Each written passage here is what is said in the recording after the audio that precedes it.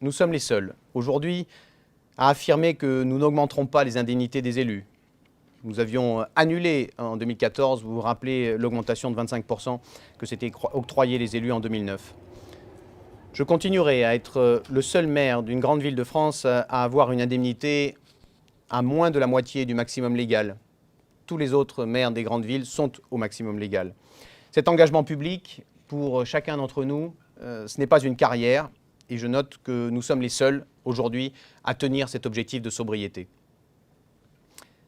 De même que je continue de m'étonner que tous les candidates et candidats n'aient pas encore rendu public leur déclaration de patrimoine et leur déclaration de revenus. Combien gagne un membre du gouvernement? Combien gagne un ancien ministre, député, eurodéputé, président de conseil départemental? Combien gagne un membre de la majorité parlementaire? Tout cela mérite d'être publiquement connu pour savoir d'où chacun parle. C'est un enjeu de transparence démocratique. Je l'avais fait en janvier 2014. Après avoir été choisi comme tête de liste, je l'ai refait en novembre et j'invite toutes les têtes de liste à faire de même. Nous continuerons à ne pas avoir de voiture de fonction, nous continuerons à maintenir au plus bas les frais de bouche et de représentation des élus. Là aussi, ça peut paraître maintenant normal à Grenoble et pourtant c'est singulier partout en France. Nous sommes les seuls à prendre ces engagements.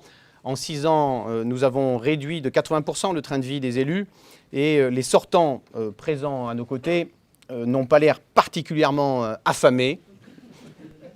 C'est donc une question d'éthique démocratique. Nous pouvons vivre avec ces règles de monsieur et madame tout le monde qui s'appliquent également aux élus. Je crois que c'est bien plus que cela, c'est bien plus que des règles de monsieur et madame tout le monde qui s'appliquent aux élus. C'est un préalable pour pouvoir dialoguer avec les Grenobloises et les Grenoblois. Qu'on soit d'accord ou pas d'accord avec les changements en cours, au moins, ils nous font gré de ne pas être là pour nous gaver. Ça peut paraître normal, ça peut paraître ordinaire ici à Grenoble, mais pour fréquenter toute l'année un grand nombre d'élus locaux de villes moyennes ou de grandes villes, je vous confirme que nous sommes sur ce point encore une exception dans le paysage politique français. Nous aimerions bien ne pas rester une exception, mais c'est un état de fait aujourd'hui. Nous continuerons à ne pas cumuler les mandats exécutifs entre la métropole et la ville.